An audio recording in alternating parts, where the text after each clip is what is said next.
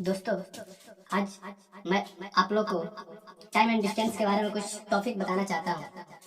Time and distance मतलब समय और दूरी। कहने का मतलब हमारा यह है कि टाइम एंड डिस्टेंस, समय और दूरी का प्रश्न बहुत सारे जॉब के परीक्षाओं में पूछता रहता है। इसलिए टाइम एंड डिस्टेंस बहुत ही इम्पोर्टेंट चैप्टर माना जाता है। इसके लिए मैं कुछ टॉपिक बताना चाहता हूँ आप लोग को। जैसे कि मान लीजिए, पहला इसमें हमारा एक ही फार्मूला से 3 फार्मूला निकलता है। एक ही फार्मूला से हमारा जितना प्रश्न होगा टोटल, या समय निकालना हो, दूरी निकालना हो, चाल निकालना हो, सब उसी पर आधारित है, हमारा निकल जाएगा। ठीक है, तो पहला हमारा होता है दूरी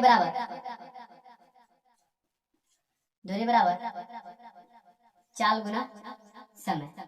ठीक है, दूरी बराबर चाल गुना समय। इसी से हमारा चाल चाल का भी फार्मूला निकल जाएगा, समय का भी फार्मूला निकल जाएगा, दूरी का फार्मूला है। तो चलिए हम चाल का फार्मूला निकाल रहे हैं। तो चाल का फार्मूला निकालने के लिए मान लीजिए चाल को रोकेंगे, चाल को रोक लिए, और चाल को रोकने के बाद अगर हम ये गुना में है तो ये तो आप लोग को पता होगा कि गुना जब रहता है तो गुना जब बराबर को उधर जाता है तो भागा बन जाता है।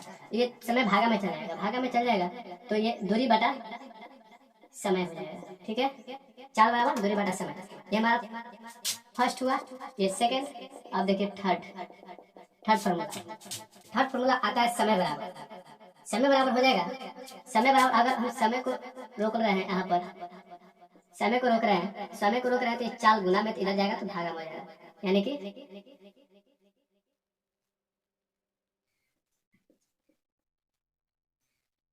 दूरी बटा चाल, समय बराबर दूरी बटा चाल हो जाएगा।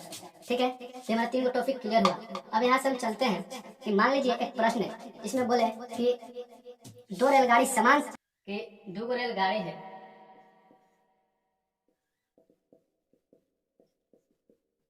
2 रेलगाड़ी है जो समान चाल से अलग अलग दूरियों को तय कर रही है। तो इसमें क्या अचर हो जाएगा, यानी कि समान चाल जो दोनों के लिए सेम है वो हो जाएगा अचर, यानी कांस्टेंट चाल, कांस्टेंट हो जाएगा, ये हमारा अचर हो जाएगा। ठीक है, अब मान लीजिए कि अब रहेगा कि दोनों के लिए अगर दूरी समान हो तो दूरी अचर हो जाएगा। अगर दोनों के लिए दूरी समान हो तो दूरी अचर हो जाएगा, कांस्टेंट बोलते हैं। ये हुआ हमारा पहला टॉपिक। अब चलते हैं हम आगे की ओर चलते हैं। तो मान लीजिए दूरी का फॉर्मूला ऐसे भी लिख सकते हैं, जैसे डिस्टेंस, यानी कि डिस्टेंस डी बराबर एस गुना टी, यानी एस ले स्पीड और टी से टाइम समय। तो ये हो जाएगा, अगर हमारा समय कांस्टेंट है, समय कांस्टेंट जब समय कांस्टेंट रहेगा तो दूरी और चाल बराबर हो जाएगा, यानी डिस्टेंस और स्पीड हमारा बराबर हो जाएगा। अब चल रहा है कि मान लीजिए चाल कांस्टेंट रहेगा, जब चाल कांस्टेंट रहेगा डी बराबर एस गुना टी। अगर स्पीड कांस्टेंट रहेगा तो डी बराबर टी हो जाएगा। ठीक है, डी बराबर टी हो जाएगा। अब चलते हैं कि अगर आगे बढ़ते हैं, तो अगर मान लीजिए डी बराबर एस गुना टी, अगर दोनों के लिए डी कांस्टेंट है, अगर दोनों के लिए डी कांस्टेंट रहेगा तो हो जाएगा। अब हमारा हो जाएगा समय बराबर हो जाएगा टी बराबर 1/s। टी बराबर हो जाएगा 1/s। समय जब डी कांस्टेंट रहेगा तो टी बराबर 1/s हो जाएगा, क्योंकि गुना में है, एस इधर आएगा तो भागा में हो जाएगा। ठीक है, तो हम आगे बढ़ते हैं। इसको जितना जल्द हो सके आप लोग उतार लीजिए, अपने अपने कॉपी पर नोट कर लीजिए, या तो आप लोग वीडियो को रोकने के बाद अपने अपने कॉपी पर नोट कर लीजिएगा। हम आगे बढ़ते हैं। ठीक है,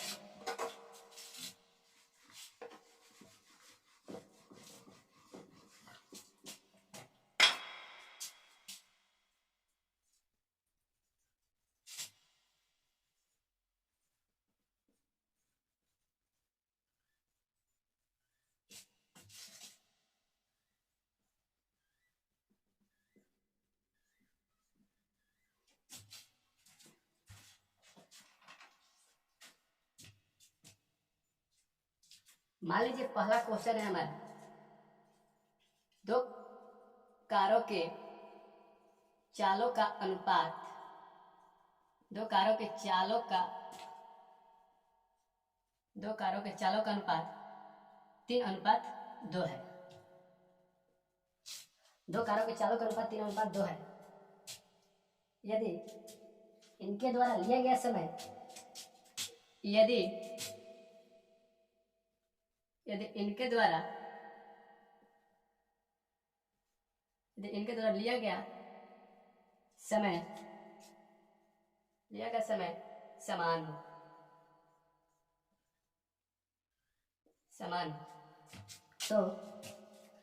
हो, तो इनके द्वारा तय की गई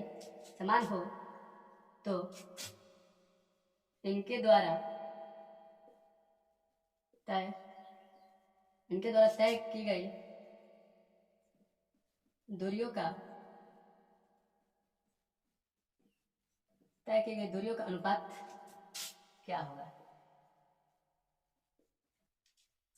आप लोग इस क्वेश्चन का आंसर हो सके तो कमेंट में दे सकते हैं, ठीक है। तो कह रहा है कि दो कार है ए और बी, यानी कि ए और बी, दो कार है ए और बी।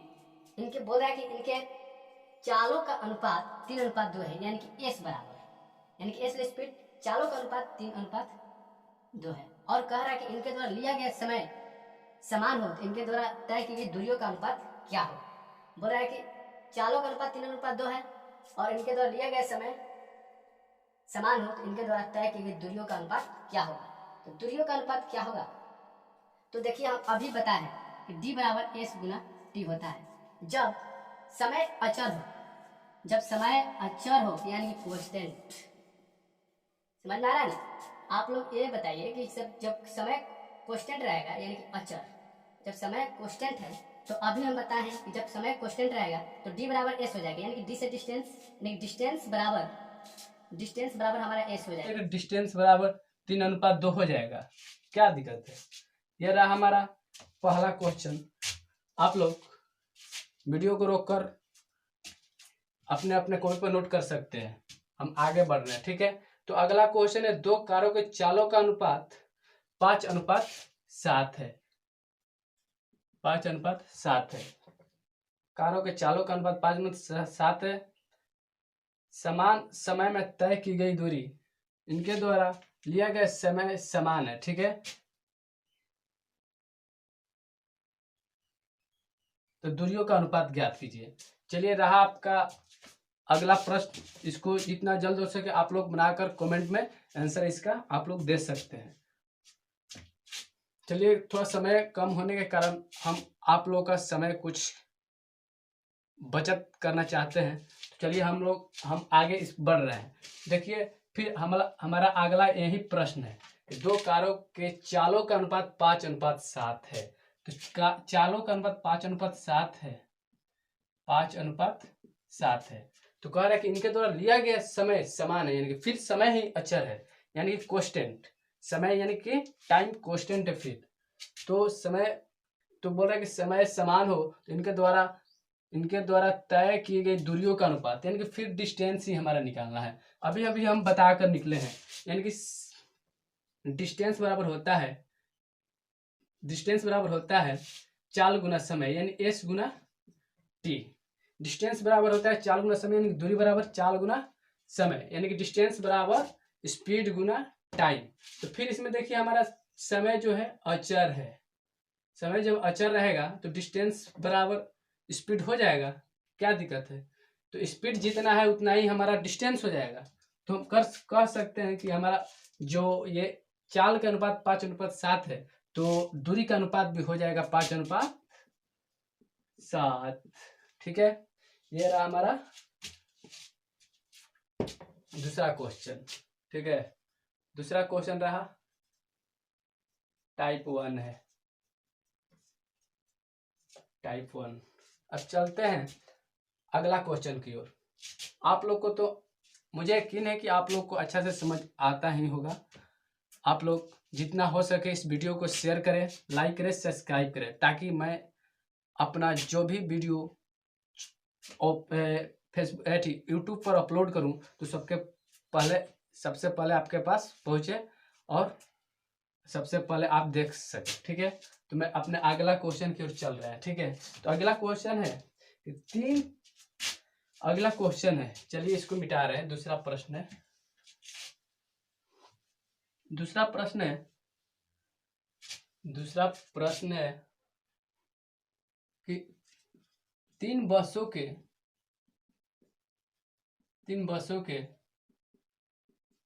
चालों का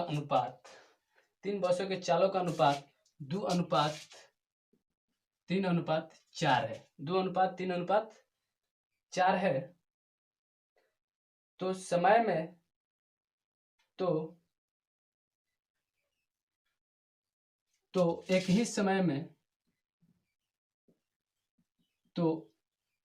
एक ही समय में तय की गई दूरियों का अनुपात क्या होगा। अभी तक तो आप लोग को दो क्वेश्चन ऐसा बताएं जिसमें दो कार या दो गाड़ी या दो साइकिल ही थी, लेकिन अब जो आ गया ये हमारा 3 गाड़ी वाला सवाल आ गया, यानी कि 3 बसों के चालों का अनुपात दिया हुआ है और इनके दूरियों का अनुपात पूछ रहा है। 3 बसों के चालों का अनुपात दिया हुआ है और इनके दूरियों का अनुपात पूछ रहा है। तो चलिए हम आगे बढ़ रहे हैं। तो फिर देखिए, मान लीजिए 3 बस है, तो 3 बस के लिए एक पहला बस का नाम ए रख रहे हैं, दूसरा बस का बी, तीसरा बस का सी। ये चालों का अनुपात 2:3:4। ठीक है, तो चालों का अनुपात हो गया 2:3:4। इसके दूरियों का अनुपात पूछ रहा है। चलिए तो हम आगे बढ़ रहे हैं। तो दूरी का अनुपात भी सेम वैसा ही हो जाएगा। अभी पता है कि D बराबर S गुना T, यानी कि डिस्टेंस बराबर हो जाएगा हमारा समय गुना डिस्टेंस बराबर स्पीड गुना टाइम, यानी कि दूरी बराबर चाल गुना समय। तो चलिए बढ़ रहे हैं आगे, तो हो जाएगा। तो इसमें आपके बात फिर तो इसमें समय ही अचर है, यानी कि कांस्टेंट समय अचर है। तो फिर जितना समय का अनुपात है उतना ही दूरी का अनुपात हो जाएगा। 2:3:4 आंसर। ठीक है, डी बराबर ये एस हो जाएगा। चलिए हमारा अगला प्रश्न है। आप लोग के क्वेश्चन समझ में मुझे लगता है कि आ गया होगा, इसलिए मैं आगे बढ़ रहा हूँ। ठीक है, हमारा अगला प्रश्न है दो व्यक्तियों के चालों का अनुपात दो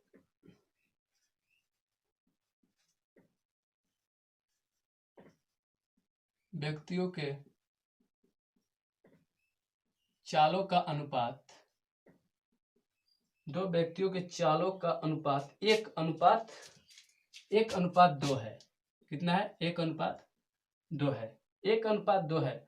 तो समान समय में तय की गई दूरियों का अनुपात क्या होगा? तो समान समय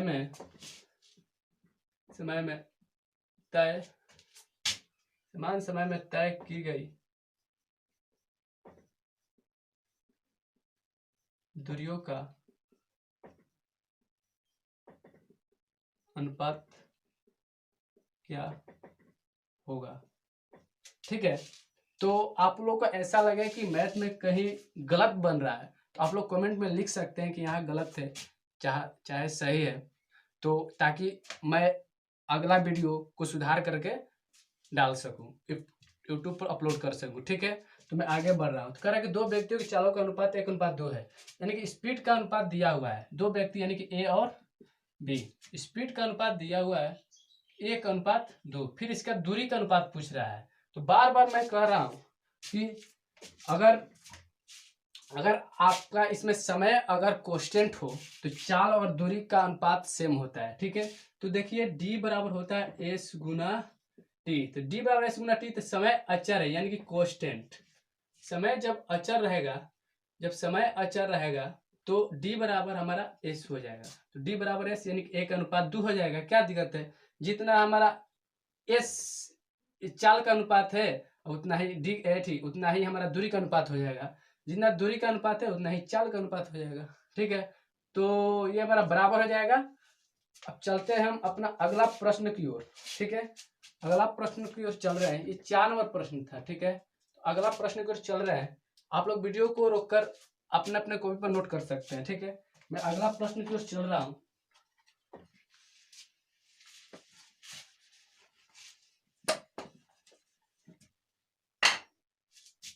अगला प्रश्न है हमारा, आकाश और विकास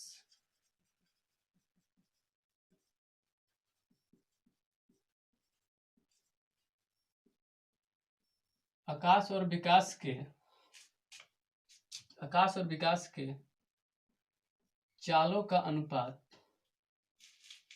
आकाश और विकास के चालों का अनुपात कितना है? चालों का अनुपात 4:7 है। आकाश और विकास के चालों का अनुपात 4:7 है। तो समान समय में तय की गई दूरी, तो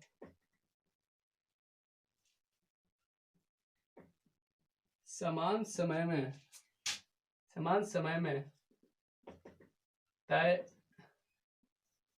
तय की गई दूरियों का अनुपात क्या होगा? दोस्तों देखिए, हमारा जो पहला टाइप है, पहला टाइप में हमारा 5 क्वेश्चन है। पांचों क्वेश्चन में हमारा एक ही मतलब कि एक ही तरीका से बन रहा है, ताकि आप लोग को दिक्कत ना हो। नहीं तो मैं ये भी कर सकता था कि एक टाइप में 5 प्रश्न 5 तरीका का डाल सकूं, लेकिन आप लोग को मैं ये भी सोच रहा हूं कि आप लोग को अच्छा से समझ में आ जाए। ठीक है दोस्तों, ऐसा प्रश्न हरदम एसएससी हो, रेलवे ग्रुप डी हो, चाहे कोई भी गवर्नमेंट एग्जाम हो, उसमें पूछता रहता है। ठीक है, चलिए इसको बना रहे हैं। आकाश और विकास के चालों का अनुपात दिया हुआ है। आकाश अनुपात विकास लिख सकते हैं। चालों का अनुपात दिया हुआ है, यानी कि एस बराबर 4:7। तो डी बराबर भी हम कह सकते हैं 4:7 कह सकते हैं ना, 4:7। क्यों कह सकते हैं कि डी बराबर हमारा एस गुना टी होता है, यानी डिस्टेंस बराबर स्पीड गुना टाइम होता है। तो डी नहीं दिया है, यानी डी मतलब डी है ये। अब देखिए ये हो गया हमारा एस, ये तो दिया नहीं है। डी बराबर एस हो जाएगा क्योंकि टाइम अचर है। ठीक है, टाइम जब अचर आता है तो डी बराबर एस हो जाता है। ठीक दोस्तों, आप लोग इस वीडियो को जितना हो सके लाइक करें, शेयर करें, सब्सक्राइब करें। ठीक है, मैं आगे चलता हूँ। ये हमारा रहा पहला टाइप। अगला यानी टाइप 2, टाइप 1 था। टाइप 2 मैं अगला वीडियो में अपलोड कर दूंगा, आप लोग उसे देख सकते हैं। ठीक है, कुछ ही देर के बाद मैं अगला वीडियो अपलोड करने वाला हूँ। ठीक है दोस्तों, चलता हूँ, धन्यवाद।